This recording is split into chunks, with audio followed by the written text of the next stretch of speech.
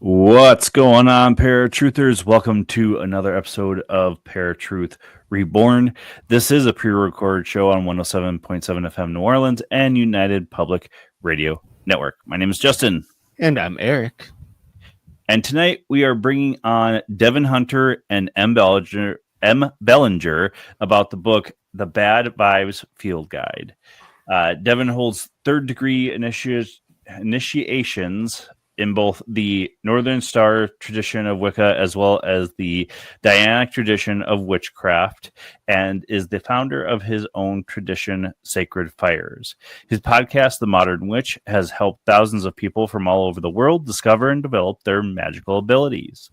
M. Belanger is the author of over 40 books on magic and the occult, including the Psychic Vampire Codex and the Dictionary of Demons.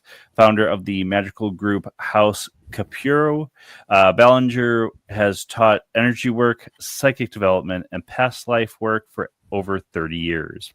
Over the only openly intersex people working in the U.S. television, Belanger is widely recognized for appearances on shows like Paranormal State, Portals to Hell, and Paranormal Lockdown.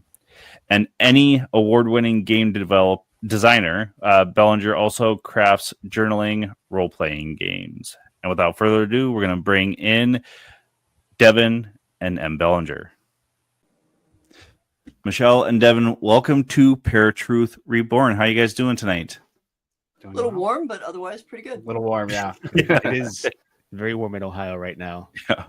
We're kind of doing ups and downs in North Dakota. Sometimes in the 80s, then we're in the 70s, then we're down to 60s, back up to 80s. It's an odd year for nature this year. So we're bringing you guys on to talk about the Bad Vibes Field Guide. What made you both want to be a part of this project and get this book out there? I defer to Devin because I'm a part of it, because Devin was kind enough to ask me to write a little thing to kind of introduce it to the world. Okay.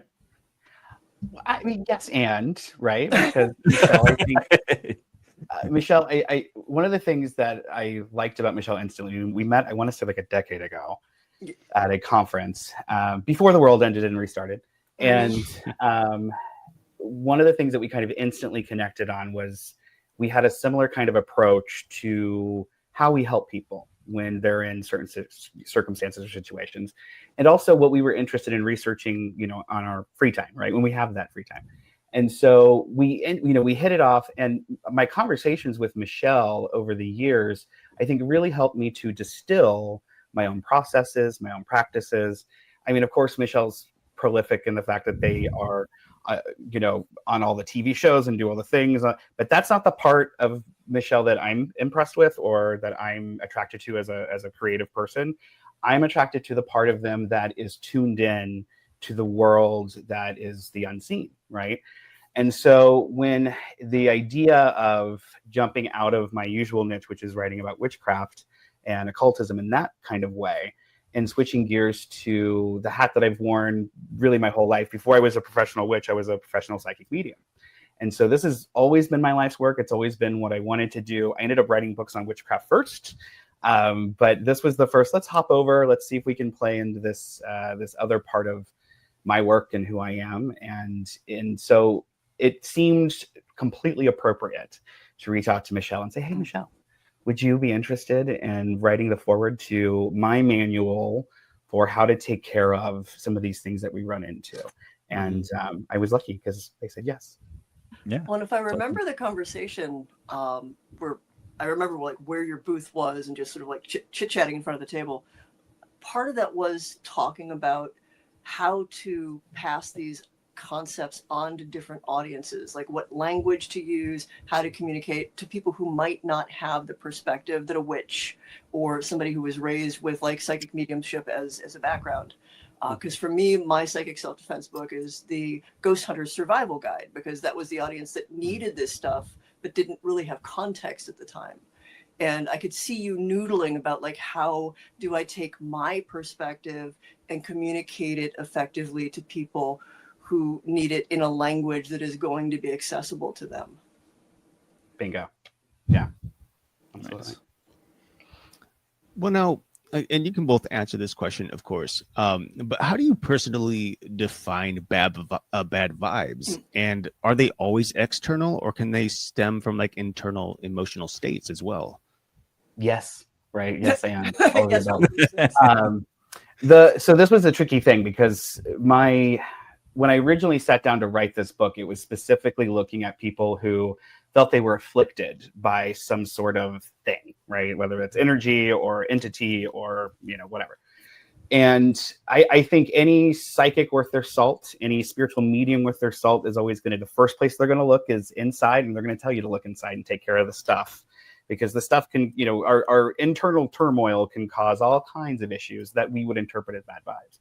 In the book, the way that I approach it, because the audience shifted just a wee little bit, to include people who were spiritual but not religious, people who felt things but weren't sure what to do about it, right? And they didn't necessarily want to sign up for a cult or a religion or like any of those other things. They just wanted information. And so the way that we approach bad vibes in the book is really anything that makes you feel dissonant in your environment, right? And so that can come from stuff that's happening inside of you, that can come from a spirit that you're perceiving, that can come from a generational issue, that can come from everywhere, right? And I think we do a disservice in the paranormal world when we instantly jump to there's a ghost, there's a demon, there's a what. In my work, one of the things that I've been called to do a lot of cases where we end up determining it's a poltergeist kind of thing where it's really coming from inside the house. It's really started by somebody who wasn't able to be in a balanced place, and it causes disturbances, right? So the book 100% attacks that. Like that's one of the first things we go into, and to the point where you can't really deal with, if we want to get into the heavier stuff where let's say there is a demon, let's say there is some really hardcore stuff going on. By the time it gets that bad, by the time those things there have been all of these moments that you could have burst the pressure, you could have taken the power away from the entity or the situation. And a lot of the times those energies, those entities, they're going to come at you and they're going to look for your vulnerabilities. And so if you're somebody who struggles with alcoholism and that's really been a dark place in your life, that's what those things are going to go right towards.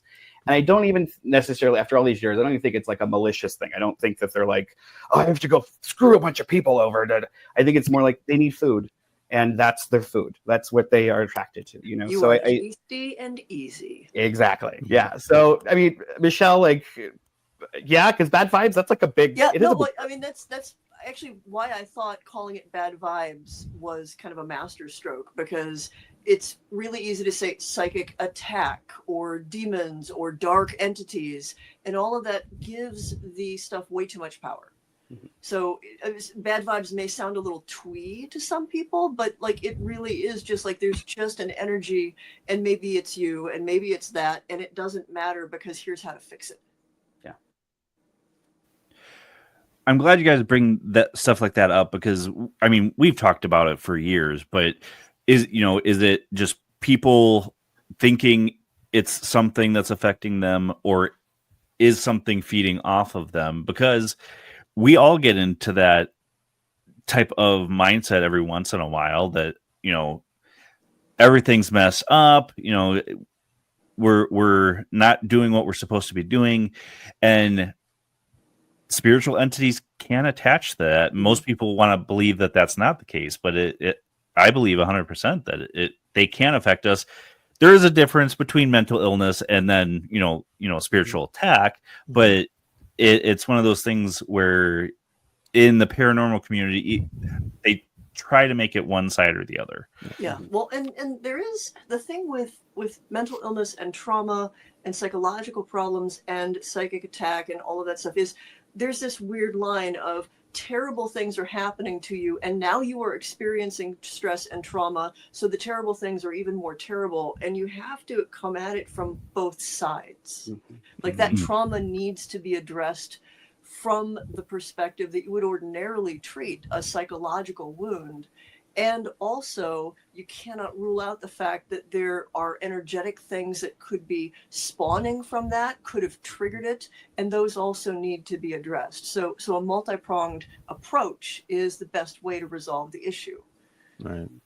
I think And if it's I could also... add to, Go ahead. Go ahead. if I could add to that, I would say that in my experience, a lot of the times when we are in a position where we are stressed out, we're in a bad place ourselves, mentally, emotionally, whatever, I mean, like I said before, we're kind of plump and juicy for the picking. But the flip side of that too is that we live in this world where we tend to think of psychic stuff as being this receptive experience, that it's all about receiving and feeling.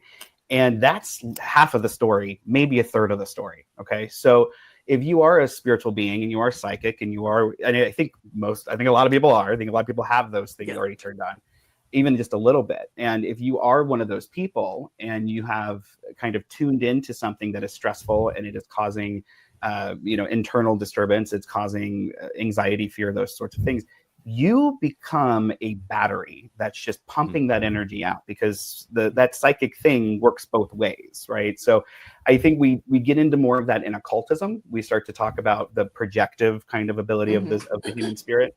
But in the paranormal world, we're so often talking about, running into energies and kind of absorbing things on accident or having something stuck to you on it. And at least in occultism, we kind of approach it from a holistic standpoint as much as possible. We tend to. And so I feel a little lucky coming at all of this from that perspective, and that, we can flip the paradigm around and just look at it a little differently. If you're fixing a Rubik's Cube, you have to flip it around to solve the puzzle, right? And so I think a book like this, what was exciting to me, to kind of get back to that first question a little bit about this project, was that we were able to take both of those fields and really bring them together. Yeah. And I mean, for me, I bring part of my psychology background into stuff. I think you can't really have psychic without psychology. Like you need to look at it. It's all happening in your head, right? One way or the other. Are there instances where classic demonic infestation or whatnot happens? Yes. And the most classic case of demonic possession that I ever got called in to handle, the girlfriend called me in because she was witnessing what was happening. There was like intense poltergeist like stuff. She had seen this thing, like it was friends saw and were experiencing attacks from it. But at the core, the person who was the focus, he had been in jail for a while, so he had a bunch of trauma related to that. He had a bunch of trauma related to childhood stuff. There was addiction in the core there too. And there was a lot of just deeply unresolved wounds on his part, and an ability to project his emotions, his emotional turmoil. And effectively, he had created an egregore. He had created this demon that was attacking him, that was in many ways the embodied imagining of everything that he was carrying around. But it was so intense that it was now real. Other people were experiencing it. And so he'd gone to a lot of people, and they were like, it's all in your head, like it's all in your head. And all he took away from that was, you're crazy and these things aren't happening. But, he's got his girlfriend to go, but these things are happening. So the solution there was to very gently explain, yes, it's real. And also it will not go away until you address these other things. And you are a part of this, and you can't extricate yourself from it until you seal those wounds. And I was lucky enough to, through a friend of a friend, be able to refer him to a counselor in his area who was open to really wild and weird stuff, and was able to like actually get him to a point where he could kind of separate himself and his trauma and this entity and everything else that was attacked. But like, if I didn't have my background and I just judged what was going on, like I'd have been calling an old priest a young priest and pulling a whole bunch of holy water. But it wouldn't have solved his problem. Right. No, and I actually dealt with a woman who had a similar situation. She claimed there was a demon upstairs in her attic, and her son saw it regularly as well. And she said this thing was with them for couple of months before she reached out to Justin and I. And, you know, we went through, I come from a very Christian background, so we went through prayer and talked to her about different ways to get rid of it. And, you know, it's pretty wild because, like, even in a prayer group where we were praying over her, I didn't tell anyone the situation, but one of my friends came up to me and said, while we were praying, I heard about this demon. And he explained it to a T of what she told me it was. And I was like, well, that's wild, right? But I also learned later, like about a week later, because apparently it disappeared. And then a week later, she told me that it's back. And I kind of got her eventually to kind of tell me what's really deep, like the deeper things that are happening. And she was living with her mother at the time, who was causing her great stress and anxiety. They did not get along at all. And as soon as her mom came, but she was gone for like a week or something, and she came back to the house, and suddenly this entity appeared again.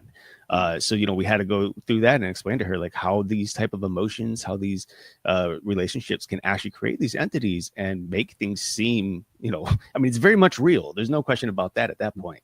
But there are other ways to remove that entity, and part of it comes with the healing process between the relationships that she's in. Mm-hmm. No, and it raises the really weird question of like, is it a created thing coming from the person, or is it an external thing that is very conveniently using that as the mask that it wears? And there's a point where you can't always tell. Right. And for me, or both, or it's both. Yeah, or right? both, like all of the above at once. And one of the things that I liked about Devin's book is it's not concerned about like so much the like minutia of identifying it down to a core. It's how do you address the problem? Where do you start? Where are the building blocks to get to a place where you are in a healthier space and it's not your problem anymore? Mm.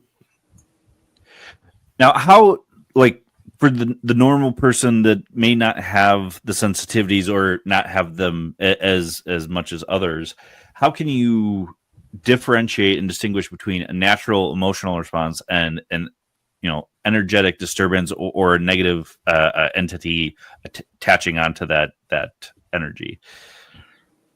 So a lot of it just comes down to observing yourself, being aware of know thyself, as the old term says, right? So I often tell people, your anxiety sounds a lot like your spirit guide, right? Right. And people get really upset or worked up. Oh, my spirit guide's telling me this. Is it your spirit guide, or is that your anxiety? Right. So right. Let's sleep on it. Right. Let's think about it. So what we know with paranormal activity is that if it's something that we have to be worried about, it'll come back. It'll repeat. It'll be repetitive. Right. Mm-hmm. If it's something that is triggered by you, then the repetition is going to come once the event is triggered because XYZ happened. Right. Mm. Otherwise, you're looking at what I try to tell people, whether it's I'm working one-on-one with a client or we're in a big conference and there's a bunch of people, and I try to always circle back to this idea that you have all the power. You have all the power. And this was a really hard thing to learn, like early on in my life as a psychic medium and going through. And I would get into these cases where people were they had no power over no power over themselves, no power over their lives, and they were in dark places just mentally and spiritually. And I'm like, I don't personally care who you pray to. I don't give up. That's between you and them, right? We all have our own imaginary friend, right? Like, I'm okay with mine, I'm okay with you having yours, right? Where we draw the problem is when we try to stick everything into a dome where we're all using the same words, we're all using the same terms. And because, if I say demon, I, as an occultist and as a paranormal person, demon is a very loaded word for me in a way it is not loaded for my mom, who is religious and is very in a different world. So yes, very heavy term, but in a different way, right? And so once we start really working with people and we really start talking, I think if we were to push just the spiritual stuff, the psychic stuff away from it, we're dealing with a very human experience. That's the first thing. There's nothing abnormal about your paranormal stuff. Not that you're not special or not that, but none of that. But this is a human thing that you're going through. And so if you're worried about, am I experiencing something that's authentic, or is this something that might be, we'll say, a little bit more on the imaginary side or the influenced side, then take time, think about it, meditate on it, right? And the other thing too, I think is really important, and this is so hard for a lot of people, and I get it, but have good people in your life And because you want to go to them and say, I just had this weird thing happen. I feel a little blah. I feel like this is weird. Can you come check this out? Right. One of the best spiritual mentors in my life is somebody who's not at all spiritual. They're an atheist, and they were able to look at a situation and go, you do realize this is psycho, right? Or you do realize this is not healthy, right? And of course I know that, but hearing that from somebody who's not into any of this is so grounding, right? And it allows you to approach things in a way that takes the pressure off of your spirituality. We, as human beings, whether even again, my atheist friends, they're very invested in their spiritual view, right? And so we love that search for ourselves. We put a lot of pressure on ourselves. We're traditionally taught, especially here in the States, to have a lot of spirituality is very heavy in the long-term influences in our lives, things like that. So I think if we're able to cut a lot of the stuff out and we distill it, you're a human having a very human experience. Even if it is a very spiritual experience, it's still very human. And where's your power in the situation? So if you don't know, that's the first place to look. Where's your power in the situation, right? And if you need backup, you need a friend to come in and say, hey, this is a little weird. That's okay. That's a good thing. What I learned is I can't go to my super spiritual woo-woo friends with all my problems, because they're, especially at this point, because I've written books and I've been on TV and things, people just assume I'm right about everything. And I'm like, no, I need you to talk me down, right? Like, So I have learned very much to just keep, if this is what you do on a day-to-day basis, keep your community open, keep your influences open, right? So that you have the ability to step out of the box when you need to. And if you're somebody who doesn't have that, then what I say is ultimately you need to look for that. If it's part of your daily life, you need to look for that because it's part of your toolkit, right? Did I answer your question or did I go off on a whole tangent? No, that was good. For my part, I'm a broken record about journaling, but keep a record. Like write down, what are you experiencing? But more than that, what do you feel? What was your day like? Like what else is going on? And get a record so you can compare, like, when does this happen? When it is more likely to happen? If you're really worried that it's all in your head and you happen to have pets, do they react to it? Like, are they seeing something? Because you can't front load your cat to see a ghost, right, or your dog to bark at, the bad, weird energy in the corner. Your friends, you might be able to front load, especially if they're woo woo like you, and you've like gotten them all spun up about it. But if you've got like an animal that is responding to it, that's a pretty good indication that there's something going on. But that record, especially if you don't have the option of having other people around you that you feel comfortable to trust and you feel comfortable to trust their perspective, getting data and a long bit of data to get a sense of like what's actually going on is pretty much your best approach. This is so interesting right now. I do have to say, like with the pets, like, I told you, Michelle, that I've had my cats for 11 months now. And prior to that, it's been a while since I've lived with animals, and I've seen my house is 60 years old. My mom grew up here. My grandfather owned it, and it's been haunted ever since she was a little girl. And it was haunted when I grew up, and I was able to clear it once I moved back in. But every once in a while, the cats, everything's fine, and suddenly their fur stands up. They look out into the hallway that I can see plainly, and there's nothing there, but they see something. And immediately it's like I'm in like investigation mode, maybe not literally going into a ghost investigation, but I'm investigating myself. I'm investigating the situation. Like, what are they seeing? What are they feeling? Things like that. And it's really cool because one of our friends actually, who also has a podcast on the network that we're with, she said that she has this feeling. She kind of senses that these cats are kind of spiritually connected with me throughout multiple ages of life. And it's like ever since they came into my life, it's just there's this connection with the spiritual that I'm like, okay, this is kind of wild, because things cleared up real fast when they came in here too. Almost as if whatever was here was just like, nope, But black cats are here. We're out. There's You know? a reason why they're stereotypical witchers familiar. Uh-huh. The Egyptians knew what they were talking about. Yeah. I mean, Right. like Sure there's a did. reason, 100%. right? And like I refuse to live in a house without cats because they shoo things away, and they like I swear to it. They And, refuse to let you me. know, I've got an outside cat. I don't even know where she came. She first showed up during the solar eclipse, and she left me over the course of several weeks 3 rusted iron nails, Wow. which are traditionally used for protection. Right. She appeared over winter. I worried maybe she came back and again introduced herself with a series of 3 rusted iron nails, identical nails. That's crazy. Yeah, no, seriously, really like crazy. she's bizarre. And also, like, she's not an indoor cat. I'm like, nope, you were just walking the perimeter. You're there to like keep. I'm with this. Yeah. I'll give you some fancy feast every day and call it great. Right. Not entirely convinced she's entirely a cat. And that's fine too. So there's so many ways to clear one's energy, and I've seen so many of them. You've got a bunch listed in the book. How should someone choose what works for them? Literally what works for them. Like, try a bunch of stuff, and if you're doing something you just feel so painfully awkward, don't do that. If it makes you feel silly, if you can't get behind it, don't do it. If there is something that is not written in the book and you're like, well, I have a feeling that maybe if I tried this it would work, and that excites you and that makes you feel safe, do that. Okay. Yeah, it's so I have gone through. I've worked with some of the best teachers, and you know, I've had some incredible people come and try to teach me how to do the things right. And at the end of the day, what I've learned is that it doesn't matter if there's a one size fits all solution that everyone else has. It may not fit for you, as you know, we were just kind of hinting around, to the point where I grew up in the age where you could just clear everything with white sage, just burn the white sage and it would just take care of it. Well, here's an interesting thing. I never liked white sage. I thought it stank, and I'd use it if I gotta, that kind of a thing. But it never really resonated with me, and I would often leave the experience like jittery.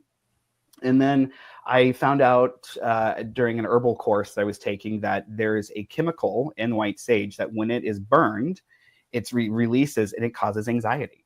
And so that's why it shoos things away. And I'm like, okay, that makes a lot of sense. But for me, I didn't want to go to it, right?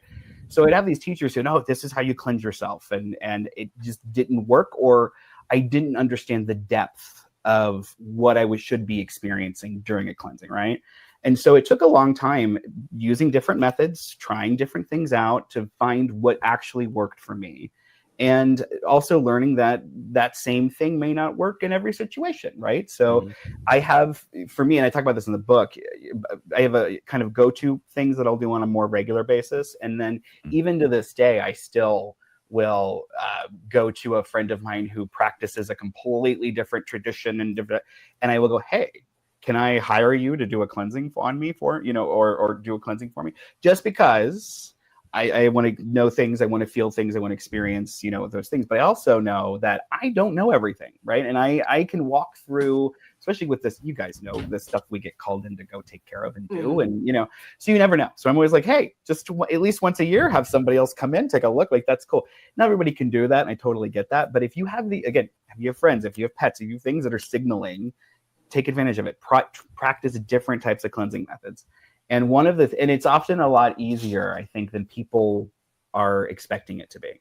I know sound is a big thing for me. I love working with sound. I have a music background. And so it just seemed very natural to me to work with sound as a cleansing method. And it also makes sense. We're dealing with vibrations, all of those things really line up. And then one of the things that was really surprising to me, I took this laughter yoga class as just a thing for a friend because they wanted to do it, kind of a thing. And I walked in. The whole experience is just you make yourself laugh and you release endorphins, right? And I realized that what a great tool to use for cleansing, right? And so I had a house call. I went in and the woman had they were having all kinds of experiences, and there was a lot of different things happening on at the house, and there were kids and a lot of stuff going on. And she needed a cleansing, right? But they were allergic to certain things. You couldn't burn. Like there was a lot of going into it that we had to kind of dance around to get the cleansing done. Okay, so how about we do this? So I had her have a party, invite all of her friends over with a couple glasses of wine and tell some jokes and start laughing and really get raucous and get that energy up, and then go touch the walls, right? So a residual haunting happens. How do you take care of that? Right. I love the wine. So we all grew up in at least here we were in the 90s. We know how to record over tapes. We know how to take care of, so it's this idea that like something as simple as laughter can have a profound effect. And I'm not trying to be like a hook, no, it's not though, like, but it works. So some of the darkest stuff, they don't have a sense of humor. Mm-hmm. If you ever see me on the TV shows, I give the scariest stuff the most ridiculous nicknames, and I try to get those nicknames thick, because humor chases away some of the nastiest stuff. It literally cannot. It doesn't know what to do. Mm-hmm. It doesn't have that. So yeah, no, laughter, humor. There's a great deal of power there, and not mean spirit mockery, but like actual like belly laugh silliness. Yeah. I mean, because you do need to. If we're talking about it from a strictly a psychic perspective, you are creating a massive amount of energy when you do that. But it really does have to come from an authentic place. It really has to be an authentic experience, right? Yeah. Because when you're having that experience with the spirit, it's authentic, right? So yeah. So you really got to do it. You can't half it, right? But there's something really powerful to that. So when it comes to cleansing methods, to kind of circle back, sometimes the most simple thing will be the most effective in your situation, and sometimes the thing that you were told would take care of it is so off from who you are and what you do that it's not going to be effective. It doesn't really, matter how many times you're going to try it. Okay. So it really is, as Michelle said, trial and error. You got to practice things. You got to roll the dice and see how it goes, and then build from there. Yeah, and at the end of the day, I think there's a great deal of power in taking your power, like being the one who does it. Like to become that empowered to conquer the fear is the most foolproof way to drive stuff away. And sometimes you're just not in the headspace to do that.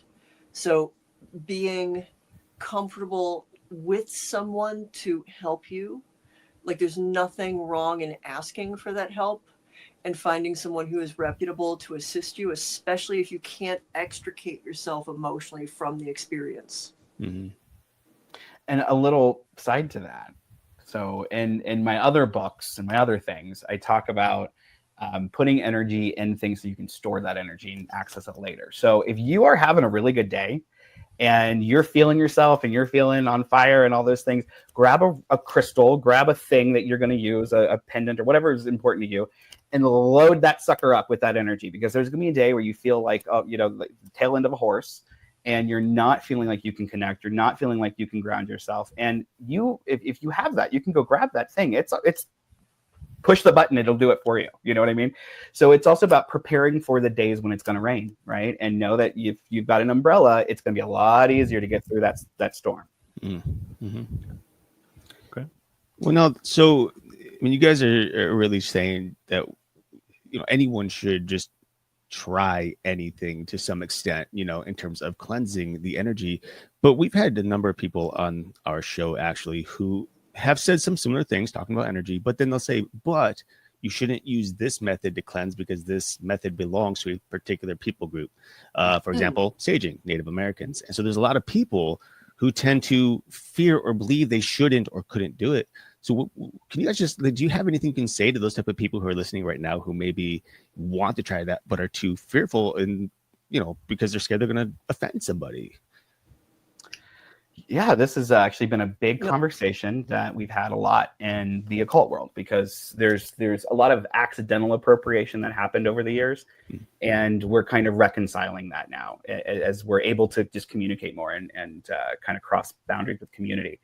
And I grew up literally going to powwows and being taught to smudge by Native people, and I always assumed that was okay, and I was taught this with the specific intention, as it was conveyed to me, that it was medicine that was being shared, and that I was to go do it. It would make the world better by practicing it. And so I still hold to that truth because that's how it was given to me in a very authentic setting.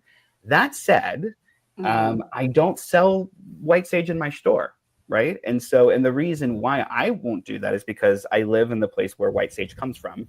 I'm surrounded by these tribes, and I know from talking to them that they feel like the work with the white sage was appropriated by other indigenous cultures and then taught to people who were outside of that culture. And so they're saying, hey, you're doing this in this contextual way that is not appropriate.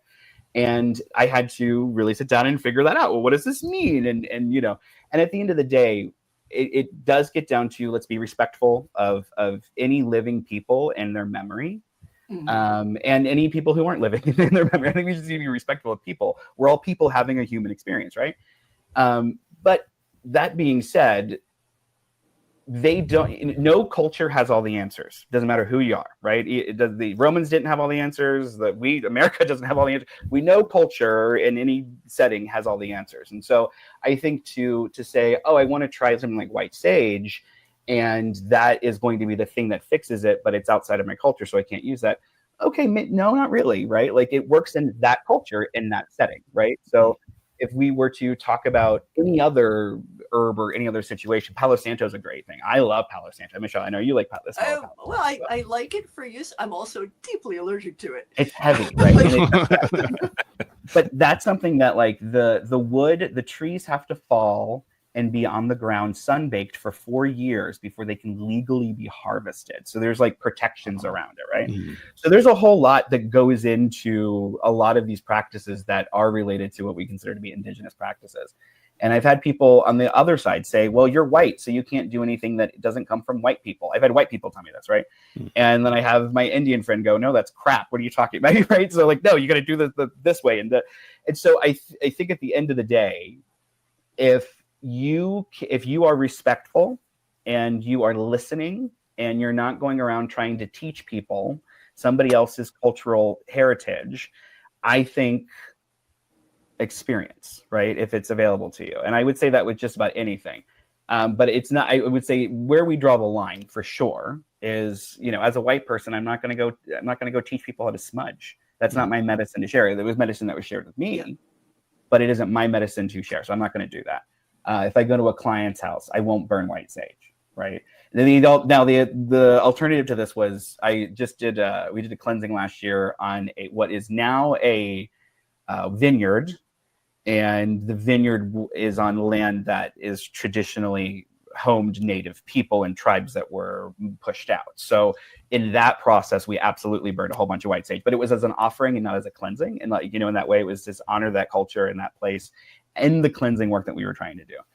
So you got to be smart about it. You got to be mature about it. You got to think of if you're really upset, if you're really worried about it, right? Then think about it from that perspective of, if this was my culture, would I feel respected?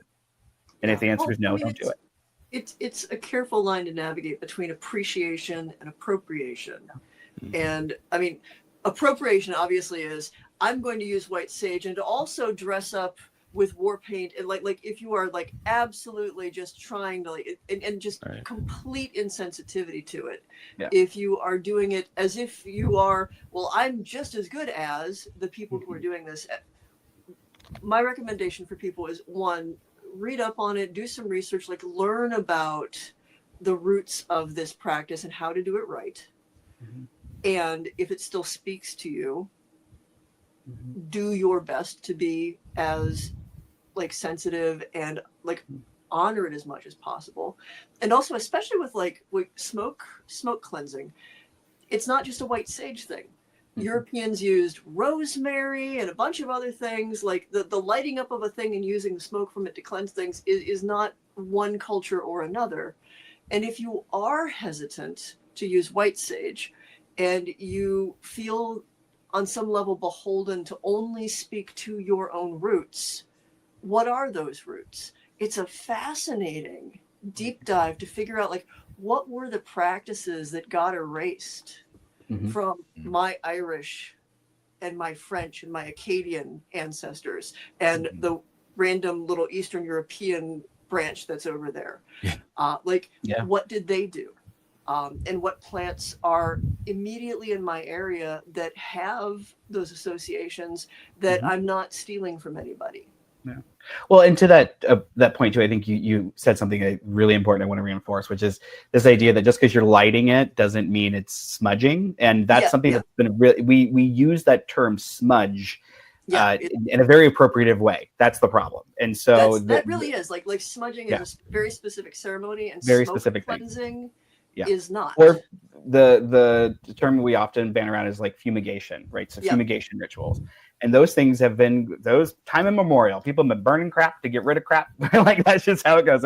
So there are so many options with that. And if you're Christian, I always tell people to look at you have so much information in that book on how to take care of some stuff, right? And so there's resin blends, like there are sacred resin blends in your book that will tell you how to purge things, how to get rid of things. Really, just right? frankincense and myrrh. Just throw it in anything. It does just about all work. And so there's so many ways that you can approach this work and make it accessible, because it's a human thing, right? From all cultures, all backgrounds, all places, we've all been struggling with these things, and we all developed ways of dealing with them. And so, here in America, and it was really like the 80s and the 90s just made us lazy with smudging and with white sage. And now you can go to a head shop and buy white sage. And, it's just changed completely from its original root. So I don't at all get upset when somebody's like, that's not right. I get it. Right. But there are so many ways to go and cleanse yourself. And there's so many practices that I think, regardless of who you are, your spiritual allegiances, you can find techniques that can fit into your own book of, right? I think that's the important thing. Yeah, to me, it only becomes harmful when it's appropriative in the sense that you are presenting yourself as equal or better than the people you're taking the idea from. Okay. Now, this is a term I've only heard within the past 15 or so-ish years, is transmuting negative energy. So can you explain the concept of transmuting rather than banishing? Yeah. So if you are, and Michelle's I know you're gonna put some really good whipped cream sugar topping on it. But so energy is energy, right? And we know from physics that the graveyard of energy is like heat, right? Even that's not 100%, right? Right. So energy is energy. Energy is constantly shifting and moving and doing all kinds of things. And so when we perceive something, if you can feel a palpable force and you're interpreting it as energy, you can use that energy. And we've been doing this in witchcraft and occultism since the day is long. The idea of like, you feel cursed, or you feel like somebody's throwing magic at you, well, collect that energy, transmute it, and make it work for you. Like that's the wickedest thing you could ever actually do. When somebody wants you to fail and you take that energy, that's nasty crap that they're sending you, and you turn it around to like push you through and make you successful. Oh, that's so wicked, right? And so energy is something that we are constantly working with and dealing with, whether you know it or not. You're running into it all the time, whether you know it or not. And we tend to be a little more hands-on with it in occultism. But when we're talking about this idea of like everyday transmutation, what can I do? What are the things that are zapping you and like stealing from you, right? What's the monkey on your back? How can you take the monkey that's been on your back and make it do tricks so it pays the rent, right? And that's the stuff that we've been talking about in occultism for so long. It can boil down to something as simple as shadow work, right? Where you're taking this your childhood trauma and you are transmuting it through the process of healing, and suddenly that trauma has the ability to heal other people, right? That is an absolute transmutation of that energy to empower you, right? So we can take that same principle and apply it to an area or a home where there has been some sort of psychic fracture, right? Where there is a residual haunting, right? And so you can take that residual energy and you can transmute it, right? You can, and so the difference between just like cleansing it away or banishing something is you're saying it's not welcome here. It's not part of the paradigm. You literally have to kind of rip the carpet from underneath it in order to make it go, right? That's what you're doing. But you could also just say, hey, right, this energy that is wild, right? It has no purpose it is stuck. This residual haunting, this energy is stuck here, and it just plays on repeat over and over and over again. How can I take this energy and unstick it? And then once it's unstuck, what are you going to do with it, right? And that's where that transmutation stuff comes into play. And the idea being that if you are somebody who's up against the spiritual world, the psychic world, and you're interacting with things, you have to develop a system, you have to develop an arsenal, you have to develop a toolkit that allows you to navigate through all of those things. Transmutation allows you to do that. And in a very mild sense, again, it's that, I'm going to sit down and meditate and think about the things that have really pissed me off today, right? And in a really grand sense, it's working with bigger tools, crystal grids, working with sound, working with the natural ecosystem and the understanding the ley lines, right? And really working with the bigger system to take the energy that's coming into your space or coming into your body and making sure that before it goes through you or gets to you, it's been filtered.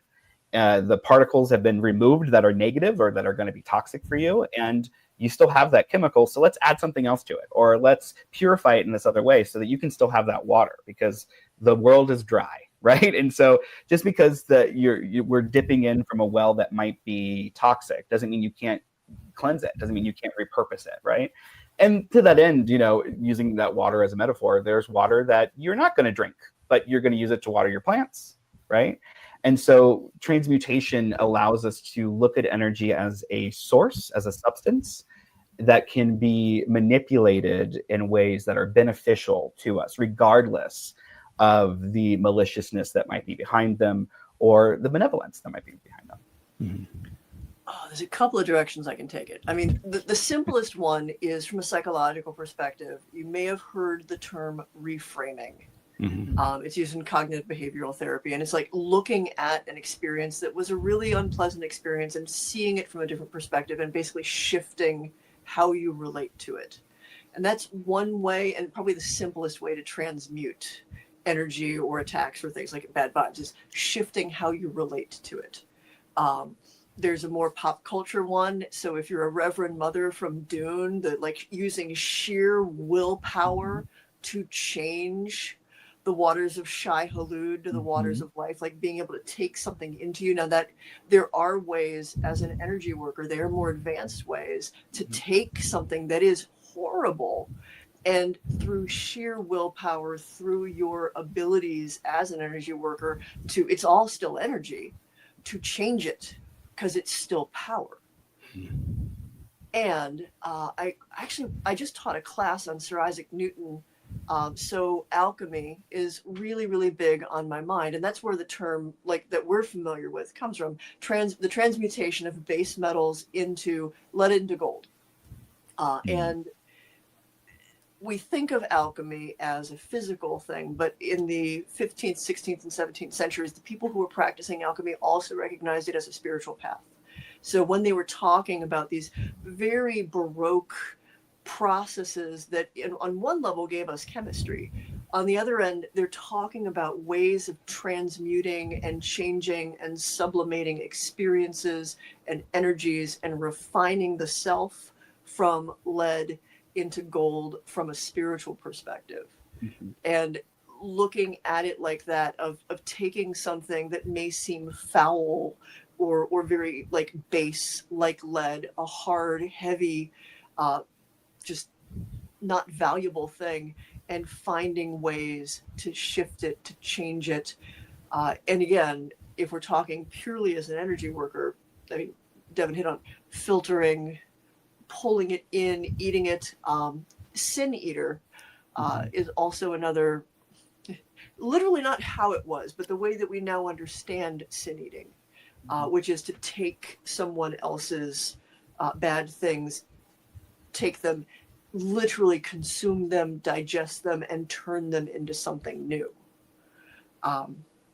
Side note, actual sin eating was literally paying a beggar off the street to eat all of the things that they put the sins in, so the guy who had the funeral would go to heaven. It's a whole weird thing.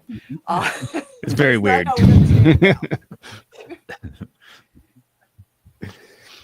Well, now, so let's just talk a little bit about actually like entities. All right. Well, any spirits, and especially negative spirits, because a lot of people, I guess I can't say a lot, but there are people out there who will try to cleanse an area to get rid of a negative energy or a negative entity. And in some cases, those entities don't go away. They just get angry. And that could be really hard for people, especially when they don't know anything about the spiritual realm and, understand the whole process of really cleansing. They're just, probably read something online. It's like, let's do this. And then, oh, wait, we're in a really bad situation.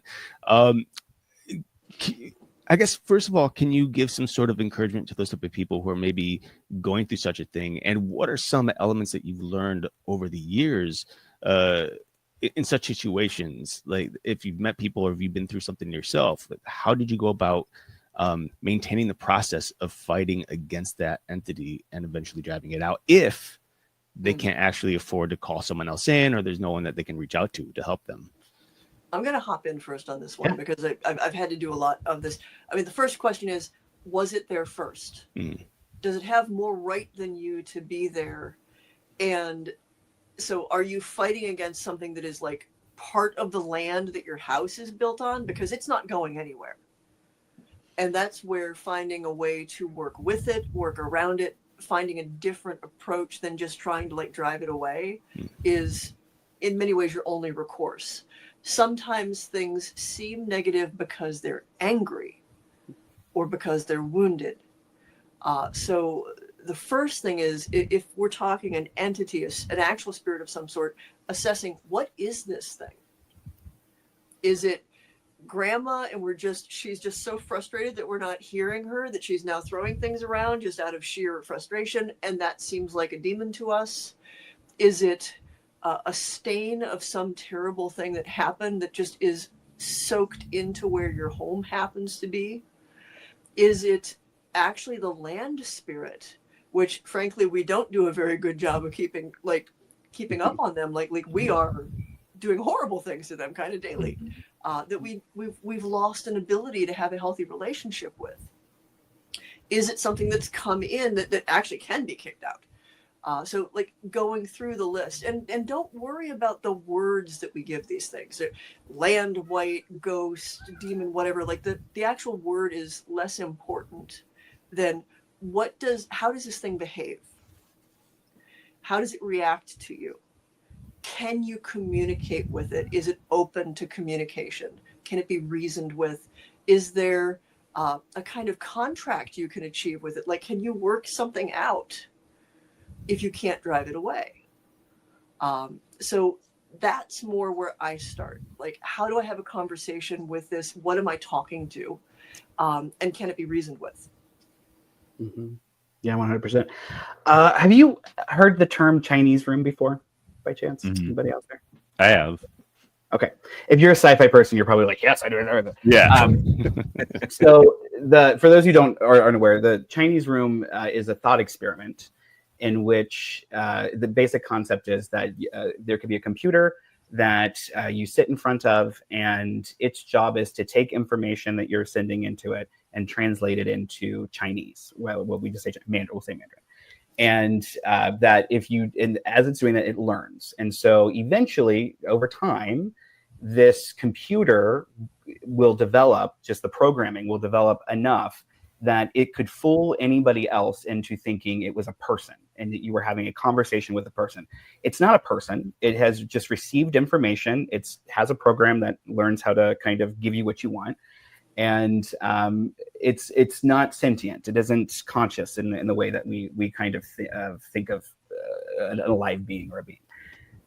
In the paranormal world, the thing that I've been really the last decade chewing on, and the thing that I've gone through my old notes from cases, and the thing that I'm running into with other cases, and it's along the lines of poltergeist, but is this idea of the Chinese room as an entity experience, and that we can create, or energy itself can develop its own kind of programming, right? Where it's spitting things back out to you, which you will perceive as consciousness or you will perceive as sentience, but it's not, right? It's its own kind of thing that's there and it exists, and it's a tricky thing. I used to call it like a half-life with one of my clients. I'd be like, oh, it's got like a half-life. It's there. It's kind of smart. It's not really smart. It's just kind of there. And a good example of this is if you ever go, so many of us experience this when we do house calls.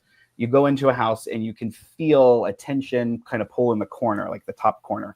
And in my head, I used to perceive those as like little bugs kind of crawling up, and they weren't hurting anybody. They're just there. They live in the shadow. It's whatever it is. I could go to the same place over and over again when I would train people, and we'd go back to the same haunts. You kind of go because you're going to get at a certain level of activity. And over the years, noticing that those little bugs got bigger and they got a little smarter, and suddenly I remember I gave a joke name called it Joe, and I came back a year later and I said, oh, Joe's here, and it responded with hello. And was it smart? No, it's I think very much just adaptive, right? And so there is a lot when we're experiencing this firsthand that we might want to assume an entity has an intention that may not be there, or it may be smarter or more direct than it actually truly is. And in the world of poltergeist, the kind of the big haha gotcha is that as psychic agents, we're creating energy, we're creating a psychic phenomena that is usually caused through anxiety or stress or things that aren't being relieved, right? Pressure building up. And this same thing can happen with that Chinese room energy experience. So it's a tricky thing for people. And I think it's really important that and I talk about this in the book, the first thing is you're always in control. So the minute you feel like you're losing control, stop and remind yourself you're in control. I have little affirmations and things. And those are there for a reason. They're there to help get you back into the headspace that you need to be in order to really approach whatever is going on. And so, you want to get your power back in these situations, but you really want to make sure that you're aware. It can't hurt you if you don't give it a footing to do that. And this took a long time and a lot of cases and a lot of me going in like a dumb, ass and doing dumb things and learning, oh no, that isn't how we fix this problem. That's not going to work, right? And so going in and realizing that this doesn't have power to begin with. The whole thing is an illusion, but it's all in your head. So the minute you believe, oh shit, there's a ghost, you just created this foothold for this thing to come in and go. But if you're, as you know, Michelle, we got to go in. Sometimes you got to fake it. Sometimes you got to be like, and you puff chest out and do all the things because you have to present a certain way. So there is no foothold that can be taken, right? And so it's all in your head. And that's not a bad thing. Your head is how you perceive things. It's okay, right? But keep in mind that it's coming through your filters. It's coming through, and your filters are developed from your background, your propensities, your pet peeves, right? So that's why we can watch, these ghost hunting shows, and you get the one show where it's always a demon. It's always a demon, right? Yep. And why is it always a demon? Well, to that person, that's what the language is. That's how they perceive things. So what I reference it as a demon. People, energy is just a mirror.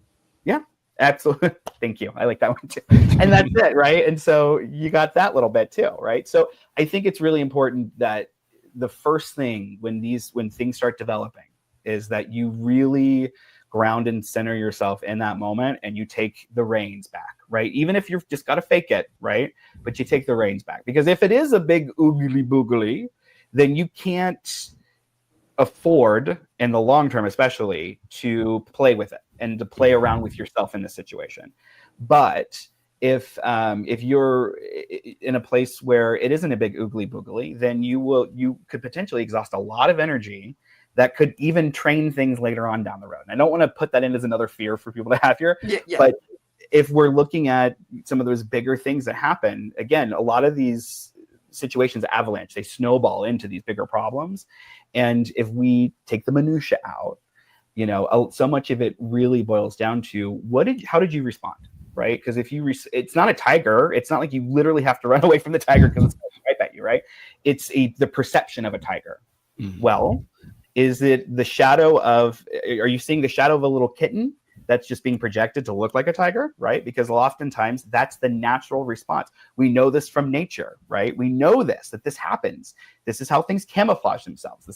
So if we're seeing all these patterns happen in nature, why on earth would we not assume the same is happening in the spiritual side, right? In the paranormal, the preternatural is my favorite word for it.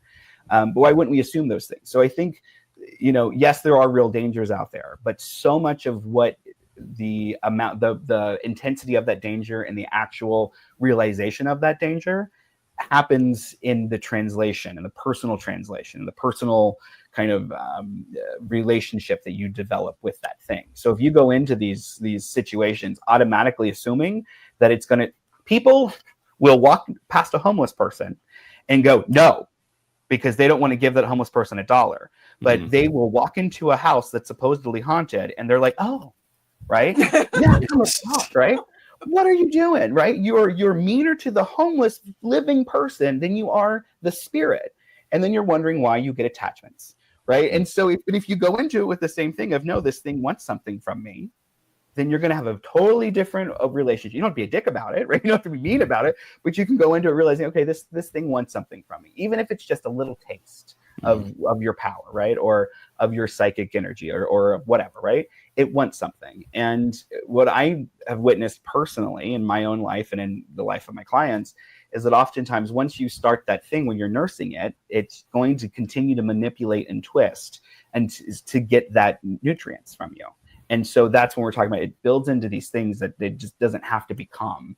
And yet we're often kind of providing the pathway for it without knowing it, right? Right. Yeah. Energy is programmable and imprintable, often with emotion. Energy needs an energy to perpetuate itself. There absolutely are sentient things out there, but a lot of what people are encountering are sort of echoes that they're sort of putting into the world, mirror reflections, things like that. And yeah, like if you do think it is a sentient thing, the first thing to do is to try to understand it and communicate with it. Like, even if you think it's big and bad, because it's not going to get any worse if you try to have an open dialogue, as long as you're holding good emotional boundaries. Right. And to that end too, Michelle, I will say that, as much as they say like, oh, this is a human experience, we're having a human experience, they're having a human experience too. And I think that when it in the case where you are having these entities, these things, especially if you can identify them as being human or originating from humanity, reminding them that they're human will often deflate a lot of that stuff going on over on the other side. So many of the really bad experiences I've seen people have are because something wanted to communicate with them and was just getting more and more and more frustrated, or was coming to it with so much emotion that all the person felt was the emotion, was the yelling, was that, and it was overwhelming. And so they got scared, and it just made it worse and worse and worse. So the first step is assess and try to figure out, is this actually dangerous? Is this actually as bad as I am interpreting it? And what can I do to de-escalate and try to solve it? And way better than trying to kick something out is trying to get something to agree to where the boundaries should be. Yeah, and in the book, I created a system based off. I took all the notes and sat down and was like, how did I work this out if I'm actually working with a client? And so I have this little system. It's a scale, and it'll tell you okay, if this is the activity you have, these are the things you have to do, and it's cumulative, by the way. So as you go up, you have to do everything level 1 in order to complete level 2, right?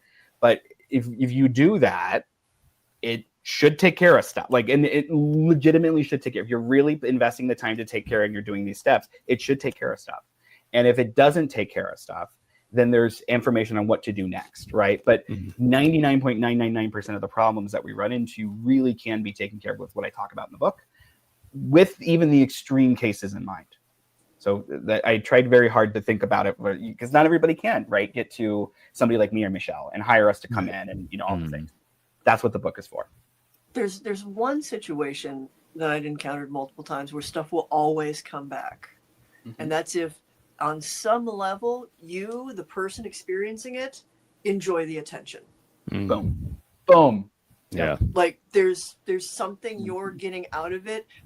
you're actually like, but like you're invested in your fear. You're like, and that takes some really deep level self-assessment and honesty to be like, oh, well, maybe I am, not to say that you're asking for it, but that like you've now gotten so used to the chaos and the drama and the attention that you're feeding it.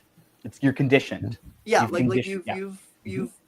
you've gotten bought into it, and maybe you got manipulated into that buy-in, but like you have to detach emotionally from the experience. Yeah. Don't give it fear, don't give it attention, don't just starve it.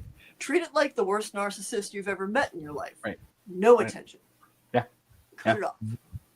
And it took me some time to learn that, because I can humbly admit that I was one of those who, after going through a 3-month oppression, I truly believe it's demonic oppression. These entities would show up in my bedroom at night. I would get night terrors, nightmares, all these different things.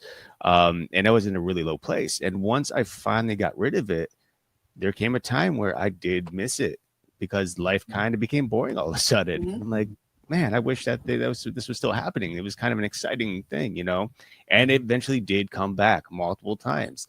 And, it took a long time for me to realize, wait a minute, I am definitely emotionally energizing this thing and calling it to me, through the spiritual realm in some way, and I had to find out what that was and why, and then just cut it out, And it's wild how easy it could be too. Yeah, in a lot of ways, that's, to me, kind of like what's gotten mythologized into inviting something in. It's not so much that like, you opened a tarot deck and you have invited it into your life. Like there's just something going on where this is now interesting. Like this is feeding into your sense of being a victim, or the sense that you're depressed and everything should be terrible, or like whatever you have to unpack to solve. Which again is why I say, like, even though there is legitimate paranormal stuff happening, there's always going to be a psychological angle that needs to be addressed. And that's why if I actually end up working with somebody on a house call, the deal that I make with them, because now we sign contracts and stuff, because I've been doing this for a minute and I know better. Smart. But, but the deal is, you have to go to a therapist 3 times. You have to have 3 meetings with a therapist. And it doesn't matter if it resolve and talk about the issue there. I don't care. But the idea is that if we're really going to cleanse your house, and we're really going to take care of this entity, and we're really going to take care of these things, you need to address psychologically whatever's going on that helped create that. And that isn't going to happen for a lot of people without a little bit of guidance or a little bit of support. Yeah. And so if I'm going to come in and do a house call for you, you sign a contract that says you will go and see a therapist. And it doesn't matter if they're into what I do or not. I don't care. This isn't about me. This is about you, right? I hope that they tell you it's all insanity, and that you so you or can just talk about the trauma, like the way that experience affected you, because that's something you're gonna fucking need to talk about, right? And so, and that's it, right? So you have to have both. You have to approach everything holistically if you really want results. I hope. Right. Why didn't you just get us an FCC thing? No. Okay, good. That's what editing's for. Good. I may have dropped an F-bomb along with chip coffee on a radio show, and we just got a little too comfortable, and we just I didn't get invited back. No worries at all. All right, well, it is time to let you guys go. I know we've barely touched the tip of the iceberg when it comes to bad vibes, but that's all the more reason for people to go grab the book. So I want to give the mic to you guys to tell everybody where they can find you, find your work. It's all yours. Go right here. No, go Too for it. polite for each other. You can find me if you want. I teach classes almost all online now. Find me on patreon.com/haunted. Is probably the easiest thing if you want to get access to my classes. My website is michellebelanger.com. Harder to spell than patreon.com/haunted. Yeah. So, and then for me, I mean, honestly, everything's over at modernwitch.com. And so it just modernwitch.com. All the information, my podcast, I've got over 10 years of podcasts that are on there. We've got a little bit of a network going on with other people. So if you really want to just talk about the psychic stuff, there's a great show on our network called The Circleist Podcast. And it's with my husband, Matt Oren, and then Rachel True from The Craft. Award-winning. Yeah, award winning. Yeah, it's award winning now. Yeah. And so, we're very dedicated on our side to providing for the community and for people who are confused or just need a little bit of help so they can keep going and doing living their best lives. Right. So we put all that over on modernwitch.com. And then if you want more about me and you want to see what I do, then I'm on Facebook and Insta at Mr. Devin Hunter. That's it. Oh, yeah. I'm social media Seth Anakim. I make everything hard to spell, I think. But mostly I'm just over on Blue Sky these days because everything else is just a lot. That's fair. It's a lot. Yeah, That's fair. Yeah, I feel we've gotten too much into a lot of the social medias, but it is a necessary demon to be a part of stuff. So I just want to thank you guys for coming on. I'm going to put you in limbo for just a second, and then we'll close out, and we'll let you know what's going on after that. All right. All right, folks. Check out the Bad Vibes Field Guide. It's an amazing book. Like I said, we didn't even get to touch the tip of the iceberg. So make sure you like, share, subscribe, no matter where you're listening. This has been a pre-recorded show on 107.7 FM New Orleans and United Public Radio Network. Make sure you're checking out all the great shows that we have on here. And until next week, where you'll find us same time, same channel. My name is Justin. And I'm Erik. Peace.